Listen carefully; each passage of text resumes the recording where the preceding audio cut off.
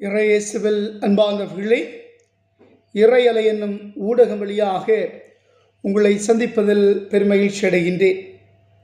இன்றைய நற்செய்தியிலே மத்தேயு நற்செய்தி 17ஆம் அதிகாரம் இறைவார்த்தை 10 முதல் 13 வரை உள்ள வார்த்தைகளை நாம் தியானிப்போம்.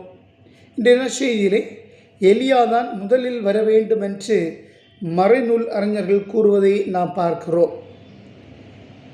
எலியாவை நம் வாழ்வின் அடையாளமாக எடுத்துக்கொண்டு வாழ வேண்டும் என்பதை இந்த நற்செய்தி எடுத்து கூறுகின்றது. ஏனென்றால் எலியாவின் செயல்பாடுகள் அனைத்தும் மாற்றுக்குரியதாக அமைந்திருக்கிறது. அன்புமிக்கவர்களே, இந்த நற்செய்தியிலே இயேசு எலியாவை பற்றி கூறுகின்றார். எலியாவை பற்றி மறைநூல் அறிஞர்கள் கூறியது சரியே என்று கூறுகின்றார். மேலும் அவர்தான் முதல் வர வேண்டும், அவர் வந்துவிட்டார், நம் கண்களுக்கு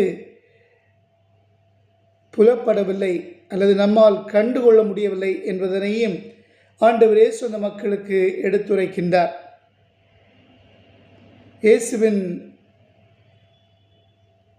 இயேசு நம்மில் பிறக்க நம்மில் நிலைத்திருக்க வேண்டுமென்றால் நாம் என்ன செய்ய வேண்டுமென்றால் நம் உள்ளமும் நம் வாழ்வும் நன்மை நிறைந்ததாக, நற்செயல்கள் நிறைந்ததாக, மாற்றுக்குரிய செயல்பாடு கொண்டதாக இருக்க வேண்டும் என்ற அழைப்பினை இயேசு இந்த நற்செய்தியின் வழியாக நமக்கு தருகின்றார்.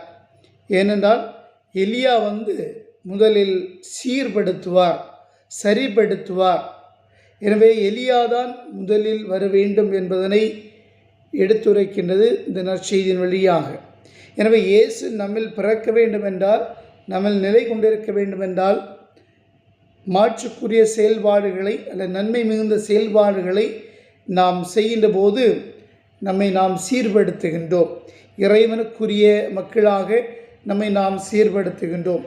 எனவே இயேசு இந்த நற்செய்தியின் வழியாக நமக்கு சொல்வது என்னவென்றால், அவர் நம்மில் பிறக்க வேண்டுமென்றால், அவர் நம்மில் செயல்பட வேண்டுமென்றால் நம்முடைய உள்ளம் சீர்படுத்த வேண்டும், அது மாற்றுக்குரிய செயல்களாக நிறைந்திருக்க வேண்டும் என்ற அழைப்பினை நமக்கு தருகின்றார். அன்புமிக்கவர்களே, உலகம் அன்பு தீயால் பற்றீரியட்டும், மாற்று நிறைந்த செயல்களால் நிரப்பட்டும். மீட்பர் இயேசு நம்மில் பிறக்க நம்மை நாம் அர்ப்பணிப்போம். இறை செயல்களால் இந்த உலகினை வென்றிடுவோம்.